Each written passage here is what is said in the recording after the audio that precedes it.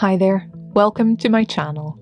If this is your first time here, I'm Beth Ramsden. I love to sew and craft for all sorts of dolls, but lately Blythe and Smart Doll have captured my heart the most. Today's video is going to be all about the freebies that I donated to the goodie bags for BlytheConUK in York today. If you weren't able to attend, you'll also find this printable available to download through my Patreon page. Links in the description below. I attended BlytheCon for the first time last year, and this year I have a table of my own to sell at. I've been looking forward to it so much, so be sure to come and say hi if you're here today. On your freebie card, you'll see a Papercraft template for a BlytheCon shopping bag, a link to the channel, a pull ring charm, and a sewing pattern template. Let's start with the shopping bag. One side shows my recent custom Blythe doll, Sealy Primrose.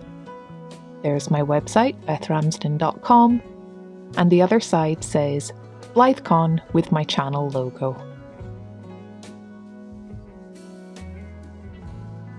Before we put it together, here's a look at the dress you can make with the sewing pattern.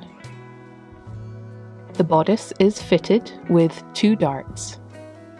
On this version, I've added a tulle net layer over the top of the skirt, treating the 2 layers as one. It fastens with a snap at the back, and the bodice is lined neatly inside.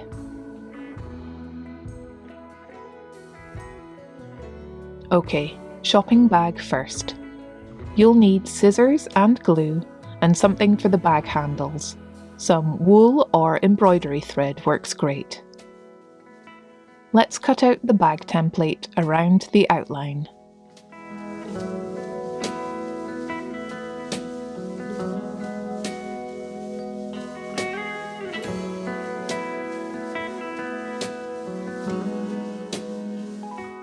It should look like this. Then, we'll fold all the tabs and edges. I like to hold a ruler against the back and press along the line to get a neat fold. Press all the tabs and edges gently towards the back.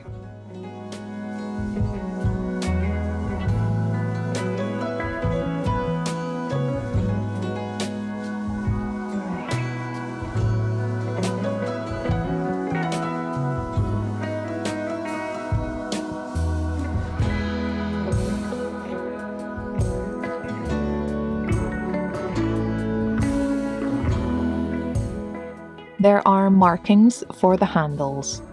We can poke through these with something sharp and something like an eraser at the back to protect your hands and table. I fold the long top edge over first to pierce both sides at once.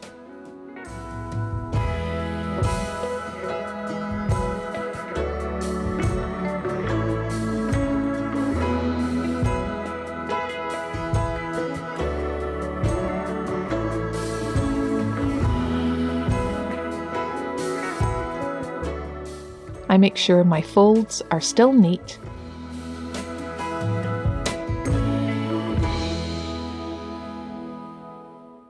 and then we'll apply glue to the tab at the side. This will tuck inside the bag. Let the glue dry.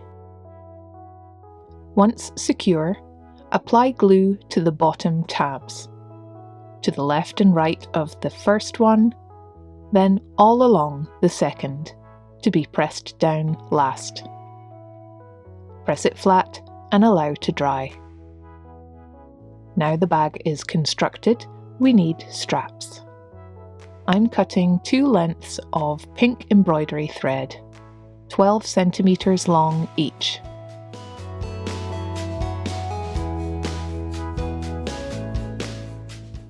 I tie a double knot in one end and thread the other onto a needle.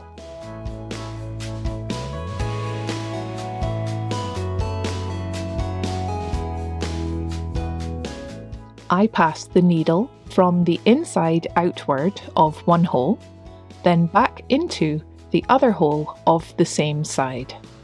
I remove the needle and tie another double knot.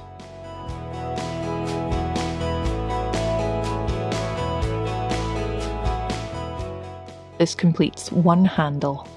Repeat this for the other side and handle. To finish off, I'm adding some scrunched up tissue paper and I'm pinching in the upper sides of the back to give it more shape.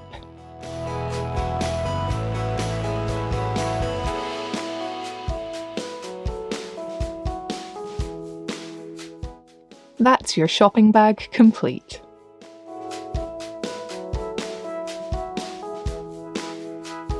Next, we'll put together the dress. If you like, you can glue the template to card before cutting out for a more durable template.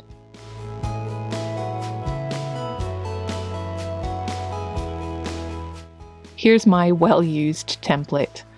We'll just trace round it onto the back of our facing or outer fabric, and also our lining for now. My facing fabric is polka dot, the lining plain white. The pen I've used is heat erasable. You may be able to see the grain of this fabric. I recommend tracing the bodice so that the lines you can see I've drawn here are diagonal or on the bias. This will give the waistband a bit of stretch in the middle. I cut both bodice pieces this way. You'll also need a rectangle for the skirt, 25 by 8 centimeters, which includes a 5mm seam allowance. This pattern is best suited to a lightweight cotton fabric. I've roughly cut round the bodice pieces, leaving about 1 centimetre all round, and I haven't cut into the darts at all. We'll start by sewing the darts. You could machine stitch them, but I'll do them by hand with a small backstitch. I fold the bodice right sides in along the dart, mark the tip with a pin, and use another pin to line up both outer edges.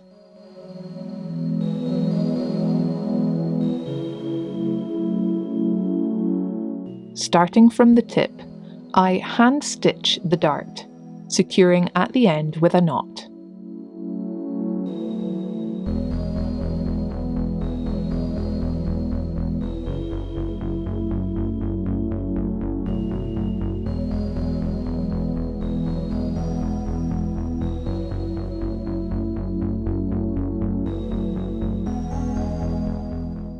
Repeat this for the remaining 3 darts. I like to finger press the lining darts inward and the facing darts outward to minimize bulk.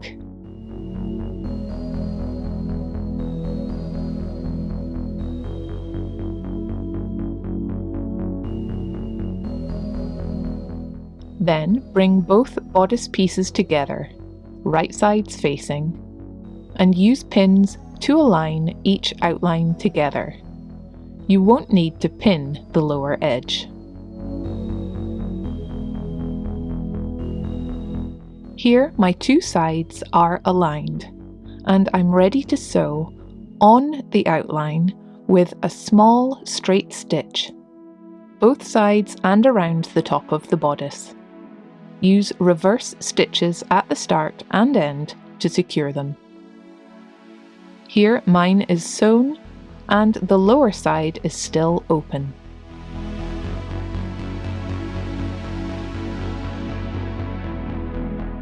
Leaving the lower side as it is, trim down the seam allowance round the other 3 sides. Snip the corners and clip the curves, being careful not to cut stitches. Now snip the seam allowance of the lower curve, not quite all the way to the outline.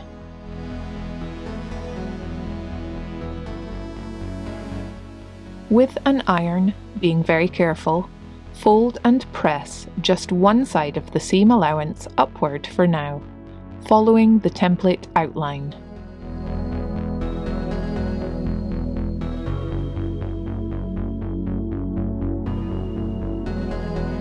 Once pressed, flip the bodice over and fold up the other side and press it too.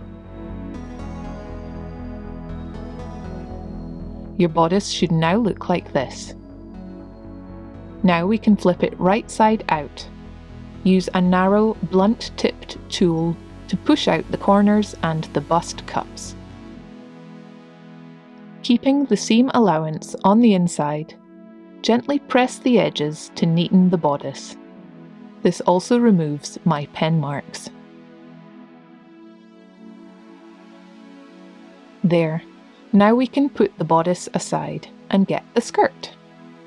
I'll start by finishing 3 of the sides with an overlocking or zigzag stitch. You might use fray check instead. Next, I'll press up the lower hem 5 mm and then press in each side seam too.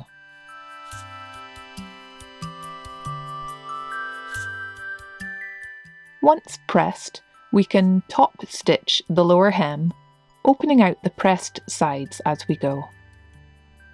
With the longest straight stitch and a low tension, sew 2 rows of gathering stitches along the upper edge. Leave the threads long to be pulled on to gather afterwards. You could sew a running stitch instead if you prefer. The skirt will be gathered and inserted into the bodice. My gathering stitches are about 3 mm from the edge and 8 mm from the edge. One row will be hidden, the other will be removed later. I hold on to the bobbin threads and push the fabric to gather to match the width of the bodice waist. Then I'll press it well with the iron to make it easier to insert. Leave the 2 edges folded in. I'll now push the gathered skirt edge into the opening of the bodice. The top row of stitches will be hidden inside. I can use the lower row to help me keep the distance equal. Pin the skirt in place as you insert it.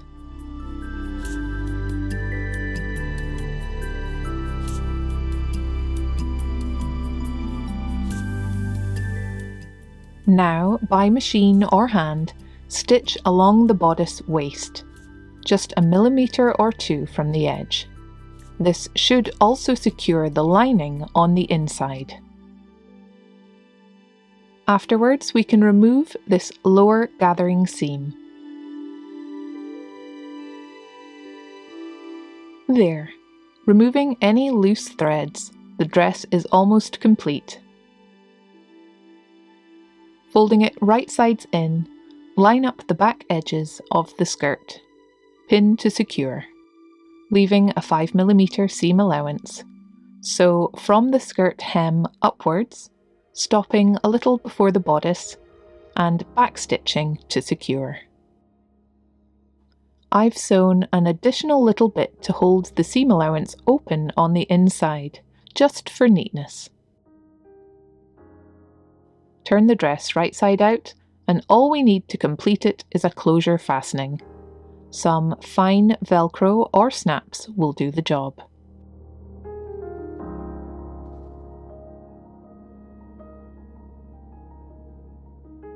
I've sewn on 2 small snaps and can now try my dress on my first stock Blythe, Simply Delight. The black and white fabrics match her stock tights so well.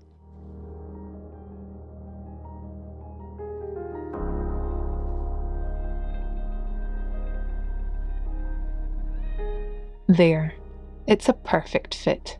She's ready for anything with her new strapless fun dress. If you wanted more layering, you could add an underskirt to peek out the bottom. Oh yes, I really like that. It gives more definition from the tights now. She's got her shopping bag and is looking good. What do you think of them? Let me say a quick thank you to my lovely supporters over on Patreon. They've got access to a secret shop with some exclusive goodies there, and they get to see new custom dolls before they go up for sale. Before you go, you might be wondering What could you do with your free pull ring charm? Here's some suggestions. Turn it into a keyring, or glue on a fastening to make it into a brooch. Add it to a chain for a bracelet or necklace. Or how about swapping something with another attendee to get a pair and turn them into earrings? Well, whatever you do with them, I do hope you've enjoyed this video, the goodie bag, and of course, BlytheCon. Make sure you come and say hi, leave me a comment below, and subscribe if you haven't already. I'll be back again soon with more doll-related goodies. Thanks for watching. Take care. Bye!